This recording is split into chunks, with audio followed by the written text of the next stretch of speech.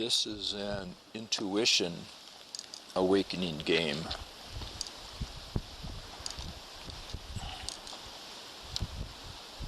And the one rule to remember is that nothing matters.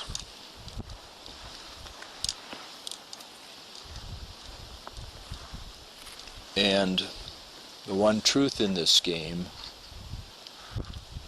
which you're finding out about most of the games we play, is that the more you think about it, the more it's going to trip you up. Now, the way it's played is that one person starts the game. Let's have Curly start. Curly is going to pick a stone without letting us know which stone. Just choose a stone in your mind. Let us know when you've done that.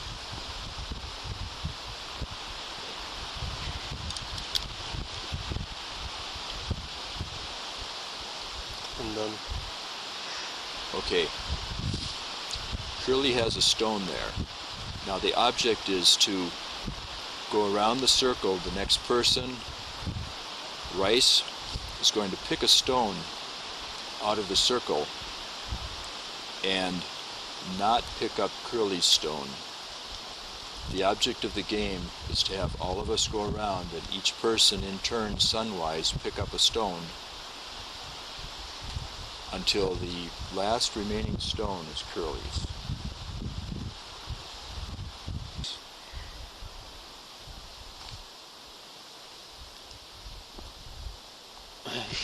What? And if someone picks your stone, you tell them. Nice time. Played this game when I was younger. I've got a stone. All right.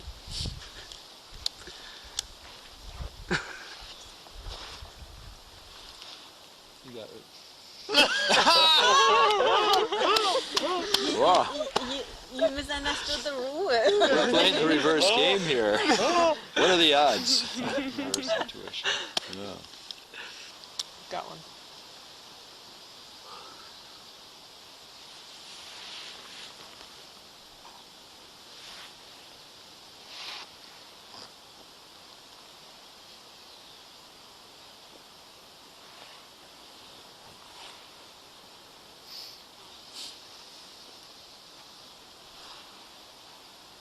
Yeah.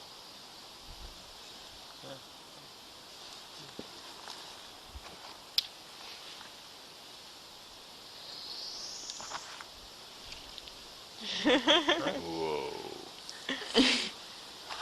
Yes! That's the one, right? No, That's it.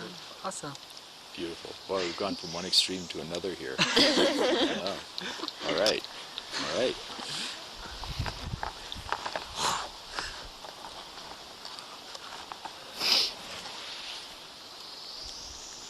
Okay.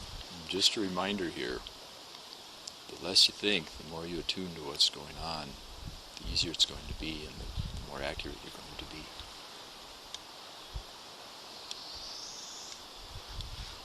Just relate the person to the stone and go for it.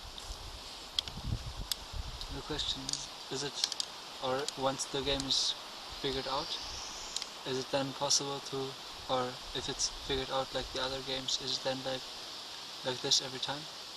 Like that we just sit here and what just happened is going around it again?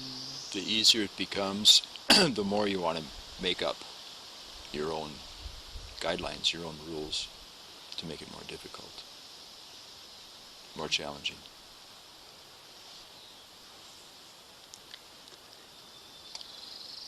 This is a game that's different from the other games we've played so far, though. This game is going to become easier as a progression. It's not like, oh, I've got it figured out, that's it. This isn't that kind of game. No. Doesn't matter how I choose the stone. So should I choose the stone I feel drawn to, or can I just take anyone? it's important to choose a stone you're drawn to, because this is what we're picking up on. We're picking up on the relationship, on the energy. If it's just any old stone, it's just going to be an arbitrary game. Yeah. There is some relationship there, but make it strong right now, because we're learning the game. This is the learning curve. Yeah. Pick a stone that really speaks to you. Okay, this is one reason I suggested you pick out distinctive stones when you're out gathering stones for this game, so that the stones have personality, and Yeah. we can connect the personalities. I've chosen a stone.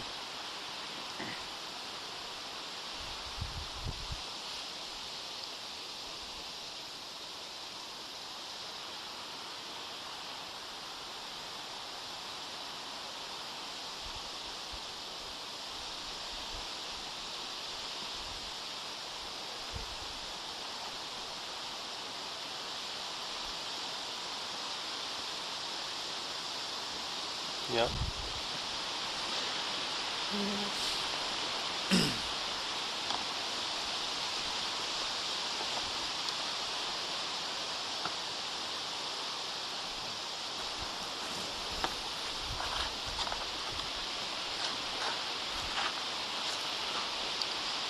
Yeah, stones don't have to go back to the same places when you put them back.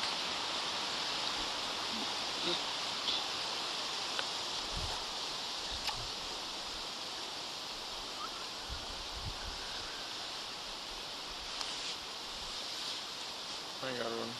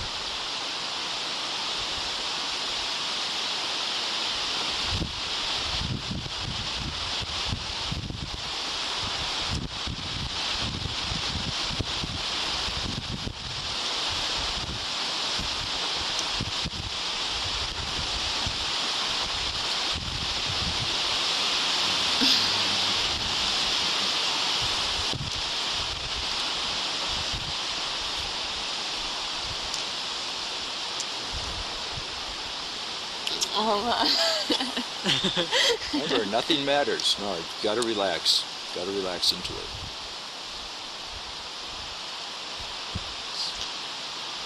Let your intuition draw you.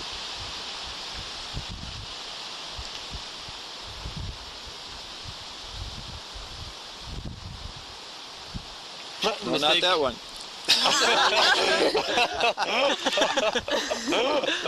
This is the one, right? Yeah. Is that the one? Yeah. See, we warned you. You didn't listen. You didn't listen.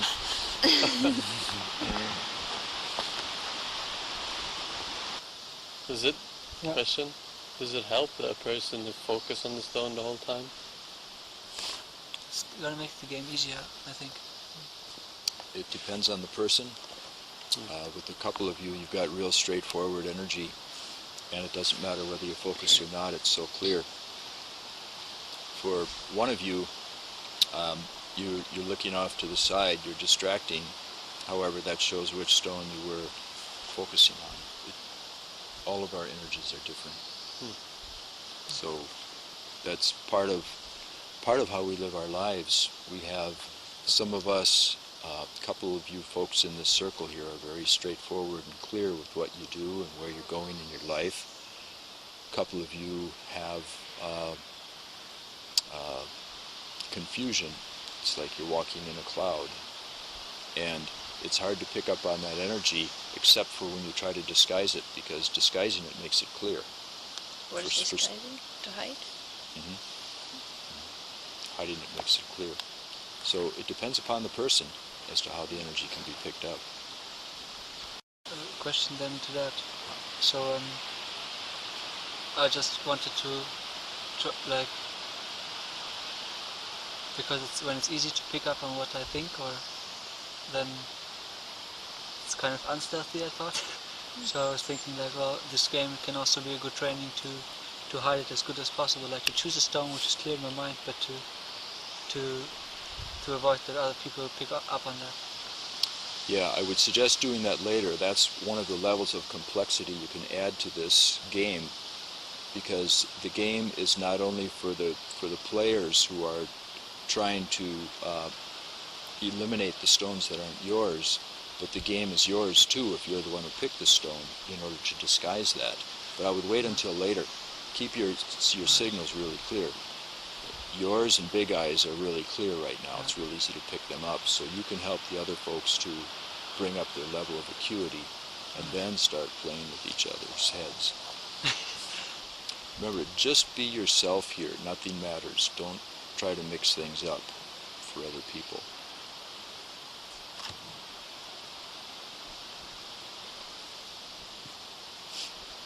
Next round.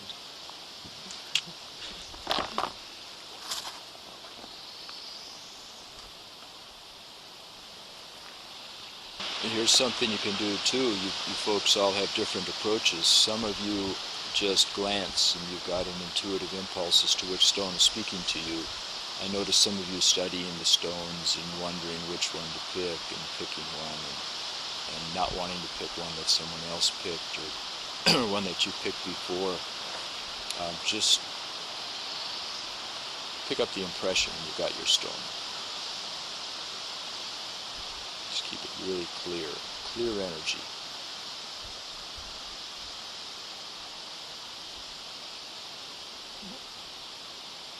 This is just what we're doing on the Guardian Trail. You know, we're picking up on things, always being attuned and sensitized. We don't always have the option to sit there and study, and studying gets in the way oftentimes. So what we're after is intuitive impulses. That was a clear one. She took some time to pick that one. Actually, we don't need time to choose a stone. It's just looking at it and knowing it. Or if I take time, it's my head that choose the stone. Right? Well, you're sending out a stronger image. You're creating a relationship the longer you spend with that stone. And that can make it easier for other people to pick it up. I was picking up some real strong energy between you and that stone.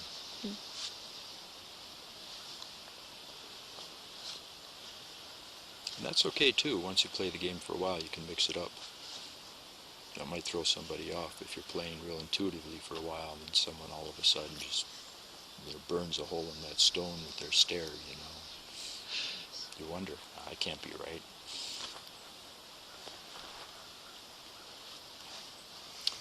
Who's up?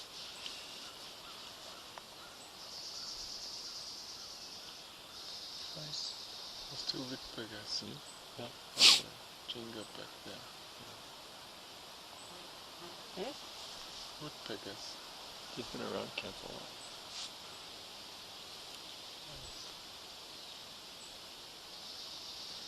Okay, I got one.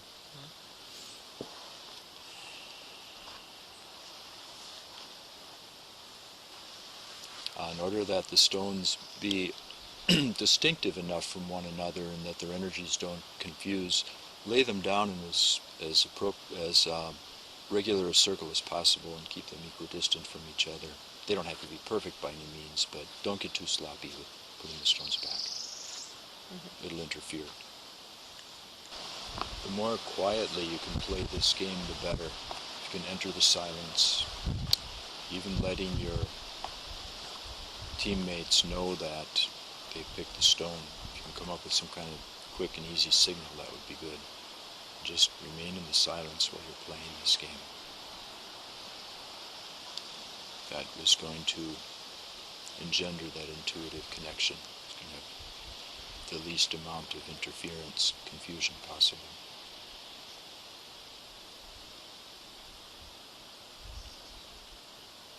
Just don't make it a social event. Just nothing matters. Just be present here.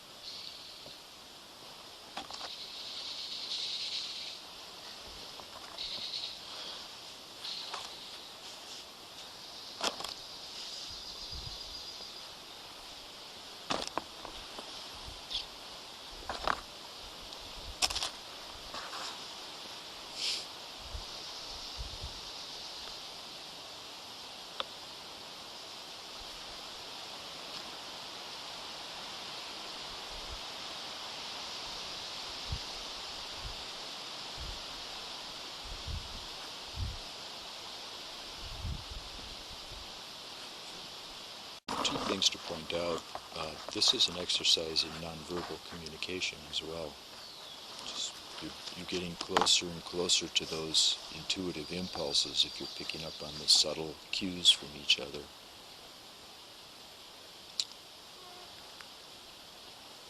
Also, watch a person and how the person projects. You'll notice that some of you are just at a glance. You're picking up on the stone. Some people are actually making eye contact with the stone. One of you last time around had a stone in mind before you even chose it. You were developing a relationship with that stone. At least that's the way it appeared to me. And you finally chose that stone that you had wanted to choose before, but hadn't. So for some of you it's quick, for some of you it's spontaneous, for some of you it's more of a fulfillment of a prior desire, a prior wish, something you're hanging on to. One more thing I'd like to point out is that playing this game fresh is really great, especially at the beginning. After a while, play it fatigued. When you're all tired, when you're frustrated with each other, you're wet, you're cold, whatever, pull the game out. No, actually it helps for a lot of people, because a lot of that kinetic energy that is up there is gone, and you're just down to your dregs. You're down to your lower self, and play the game. And for some people it just clicks, then it starts to work. All right, any thoughts, any reflections on the game? Or on your part in the game? Two people can play it too, just as well, I imagine. Yeah, as many or as few as you want. I sometimes took ones away that I thought I was choosing when actually I was picking up on the person's choice, and then ended the game really early. That's an important point. I forgot to bring that up before. I had a couple things in mind, but oftentimes when we choose someone else's stone, it's what we are. We've got too much of our ego involved, too much of our consciousness involved, so we are running a parallel with what that person is doing, rather than staying away from that, being the shadow of what that person is doing. It's great training again. There's a lot here in this simple game.